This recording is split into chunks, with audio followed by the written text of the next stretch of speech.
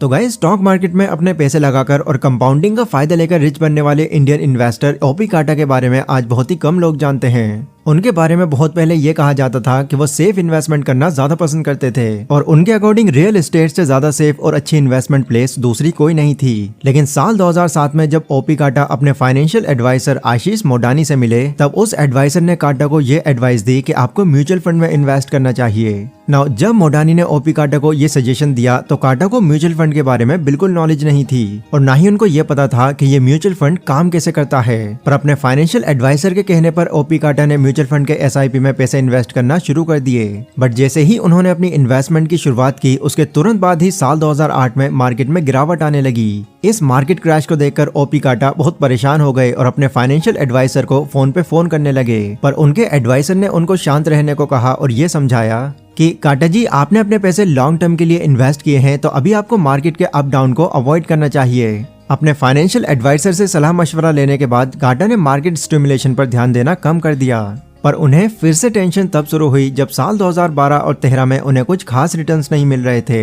5 सालों तक इन्वेस्टमेंट करने के बाद अगर रिटर्न्स अच्छे ना मिले तो परेशान होना जायज है। पर कहीं ना कहीं उनको अपने फाइनेंशियल एडवाइजर पर पूरा यकीन था, इसलिए बस उसकी बात पर ओपी काटा ने अपनी इन्वेस्टमेंट में कोई चेंज नहीं किया और इस चीज का पॉजिटिव रिजल्ट उन्हें साल 2016 में देखने को मिला। क्योंकि साल 2016 में मार्केट के अचानक ग्रो हो जाने से ओपी काटा को बहुत ज्यादा फायदा हुआ, बिकॉज उन्होंने अपना अमाउंट यहाँ पर काफी लंबे टाइम से लगाया हुआ था। जैसे ही उनका टाइम पीरियड पूरा हुआ, वैसे ही ओपी काटा को लाखों करोड़ों रुपए मिल गए, जबकि इसकी स्टार्टिंग उन्होंने बहुत कम अमाउंट से की थी। इतने अच्छे रिटर्न्स पाने के बाद ओपी काटा को यकीन ही नहीं हो रहा था कि वो इतने अमीर हो गए हैं। इसलिए उन्होंने अपने फाइनेंशियल एडवाइजर से पूछा कि आखिर ये मिरेकल हुआ कैसे। तब उसने जवाब दिया कि देखो, ये कोई मिरेकल नहीं था, ये कंपाउंडिंग की पावर थी। मोडानी की ये बात सुनकर ओपी काटा ने उनसे और कई क्वेश्चंस पूछे, लाइक कंपाउंडिंग क्या है, एसआईपी में इतना ड्रास्टिक चेंज कैसे आया, एंड सो ऑन। इन सभी सवालों के जवाब उस फाइनेंशियल एडवाइजर ने काटा को बहुत इजी तरीके से समझाए और बताया कि ये सब चीजें किस तरह काम करती हैं। अब इस तरह के क्वेश्चंस नॉर्मली कई लोगों के माइंड में आते हैं, तो अगर आप भी उस फाइनेंशियल एडवाइजर की बातों को थोड़ा डिटेल में जानना चाहते हैं और म्यूचुअल फंड या एसआईपी से रिलेटेड अपने सभी डाउट्स क्लियर करना चाहते हैं, तो आज की ये वीडियो आपके लिए बहुत काम की हो सकती है। क्योंकि इस वीडियो में मैं म्यूचुअल फंड, एसआईपी और कंपाउंडिंग से रिलेटेड आपके सभी डाउट्स क्लियर करने वाला हूँ। So let's begin.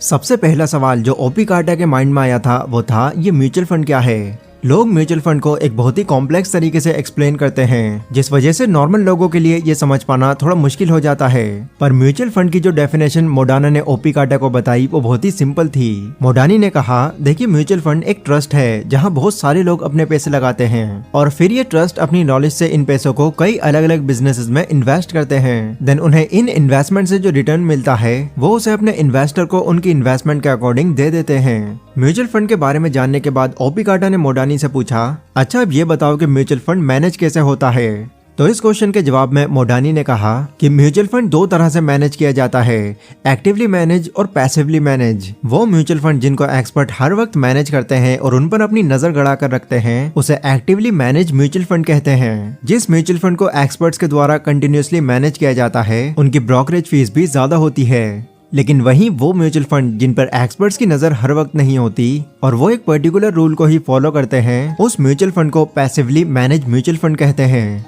दूसरे शब्दों में इस तरह के फंड को इंडेक्स फंड भी कहा जाता है। पर ऐसे म्यूचुअल फंड जिनको पैसिवली मैनेज किया जाता है, उनकी ब्रोकरेज फीस भी कम होती है। इन दोनों म्यूचुअल फंड में डिफरेंस क्या है ये जानने के लिए ये एग्जाम्पल देखते हैं। Quant small cap direct plan growth एक एक्टिवली मैनेज म्यूचुअल फंड है जिसे संजीव शर्मा और उनकी टीम मैनेज करती है। इस म्यूचुअल फंड के maximum investment ITC limited, India bulls real estate limited, the India cement limited जैसी जगहों पर होती है। यहाँ पर फंड मैनेजर्स हमेशा फंड को मैनेज करते हैं, इसलिए इस म्यूचुअल फंड की एक्सपेंस रेशियो 0.56% है। पर वहीं UTI Nifty index fund direct growth एक पैसिवली मैनेज म्यूचुअल फंड है जो टॉप 50 कंपनीज में पैसे इन्वेस्ट करती है। इस म्यूचुअल फंड को श्रवण कुमार गोयल और कमल गढ़ा मैनेज करते हैं। ये सिर्फ एक बार इन्वेस्ट होने वाली म्यूचुअल फंड है, इसलिए इस म्यूचुअल फंड की एक्सपेंस रेशियो 0.2% की है। मतलब आपको अपनी इन्वेस्टमेंट की 0.2% ब्रोकरेज फीस हर साल फंड मैनेजर्स को देनी होगी। तो इतना बड़ा डिफरेंस होता है इन दोनों के एक्सपेंस रेशियो में। नाउ इस एग्जांपल को देखने के बाद डेफिनेटली आपके माइंड में भी ये क्वेश्चन आ रहा होगा कि हमें किस म्यूचुअल फंड में इन्वेस्ट करना चाहिए, एक्टिवली मैनेज म्यूचुअल फंड में या पैसिवली मैनेज म्यूचुअल फंड में। वेल, अगर आप एक्सपेंस रेशियो को कंसीडर करें तो उस हिसाब से पैसिवली मैनेज म्यूचुअल फंड आपके लिए एक बेस्ट ऑप्शन होगा और कई एक्सपर्ट भी इसी फंड में इन्वेस्ट करने की सलाह देते हैं।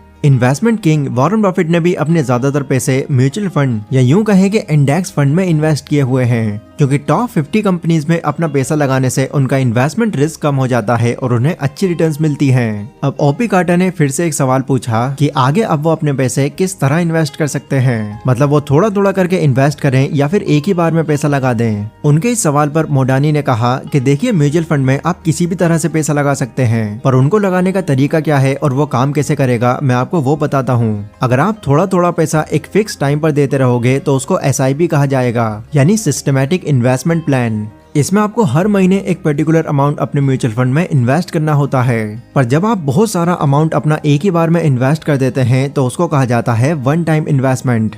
ओपी कार्टर पूछते हैं कि दोनों में से ज्यादा अच्छा क्या है और किस में से ज्यादा अच्छे रिटर्न्स मिलते हैं। मोडानी कहते हैं कि देखिए, इन्वेस्टमेंट के दोनों तरीके ही अच्छे हैं। अगर आप एक बार में ही रिस्क लेना चाहते हैं तो वन टाइम इन्वेस्टमेंट कर दीजिए, बट अगर आप एक बार में ही अपना सारा रिस्क नहीं लेना चाहते तो आपके लिए SIP है। अगेन ओपी कार्टर पूछते हैं कि मान लो किसी महीने अगर मैं SIP की रकम जमा नहीं कर पाया तो क्या होगा, क्या मेरे पैसे डूब जाएंगे? मोडानी ने कहा, नहीं, तुम्हारे पैसे नहीं डूबेंगे, तुम जब चाहो अपने पैसे वापस निकाल सकते हो। SIP में तुमको ये फ्रीडम मिल जाती है कि तुम कभी भी इसकी शुरुआत कर सकते हो और कभी भी इसको बंद कर सकते हो, आपको आपके पैसे मिल जाएंगे। अब ये सब कुछ जानने के बाद ओपी कार्टर कहते हैं, वाह यार, म्यूचुअल फंड तो एक बहुत ही अच्छी चीज है, पर मुझे जरा ये बताओ कि अगर कोई बहुत छोटी रकम से इन्वेस्टमेंट शुरू करना चाहे तो वो कैसे करेगा? मान लो कि मैं 1000 रुपए की SIP शुरू करूं तो मुझे कितना रिटर्न मिलेगा? इस पर मोडानी कहते हैं कि बेसिकली किसी भी म्यूचुअल फंड में पैसा इन्वेस्ट करने पर कम से कम 15% रिटर्न्स तो मिल ही जाती है। अगर हम ये मानकर चलें कि किसी म्यूचुअल फंड में हमने 20 साल के लिए 1000 रुपए की SIP जमा की है जहां 15% का इंटरेस्ट मिल रहा है, तो 20 साल बाद हमारी इन्वेस्टमेंट होगी 24,000। और अगर रिटर्न्स का हिसाब लगाएं तो 20 साल तक SIP करने पर 15% के रेट से 15,15,995 रुपए मिलेंगे, जो कि हमारी इन्वेस्टमेंट से कहीं ज्यादा है। अब शायद ये नंबर सुनकर आपका माइंड घूम गया हो, पर यस, 15% की इन्वेस्टमेंट के रिटर्न से आपको इतने ही पैसे मिलेंगे। इंटरनेट के थ्रू आपको बहुत से ऐसे कैलकुलेटर्स मिल जाएंगे जिनके थ्रू आप अपनी SIP की रिटर्न्स चेक कर सकते हैं। पर अगर आप अभी भी कंफ्यूज हैं तो इसको और सिंपल करके अगर समझें तो पहले साल जब आप अपनी SIP में पैसे जमा करेंगे तो एक साल में आपके म्यूचुअल फंड में टोटल 12,000 रुपए जमा होंगे, जिस पर अगर आपको 1021 रुपए का एक साल का इंटरेस्ट मिलता है तो ये 13,021 रुपए हो जाएंगे। 2 साल में आपके 24,000 के इन्वेस्टमेंट में 3,114 रुपए के इंटरेस्ट पर आपकी मार्केट वैल्यू 28,135 हो जाएगी।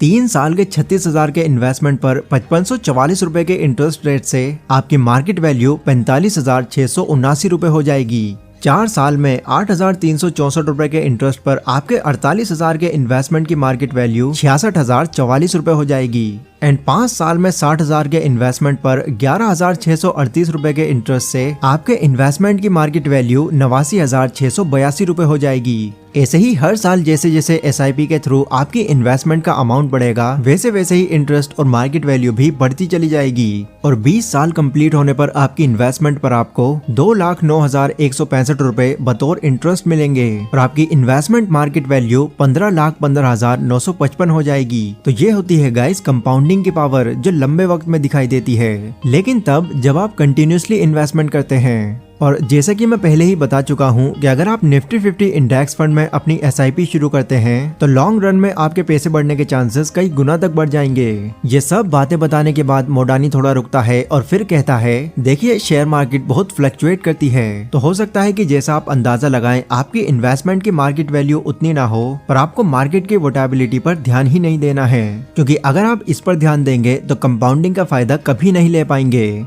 मोडानी की सारी बातें सुनकर ओपी कार्टर को म्यूचुअल फंड, SIP और कंपाउंडिंग इफेक्ट से रिलेटेड सारी बातें समझ में आ गईं। एंड आई होप आपको भी ये बातें बहुत अच्छी तरह से समझ आई होंगी एंड आपके माइंड में इन सब चीजों को लेकर जो भी डाउट था वो भी क्लियर हो चुका होगा। ये वीडियो गाइस अगर आपको थोड़ी भी इन्फॉर्मेटिव लगी हो तो इसको लाइक और शेयर जरूर करें। इसी के साथ कमेंट सेक्शन में आप लोग मुझे बता सकते हैं कि अगली वीडियो आप कौन से टॉपिक पर चाहते हैं। पर अभी के लिए बस इतना ही। Stay safe, stay healthy, take care.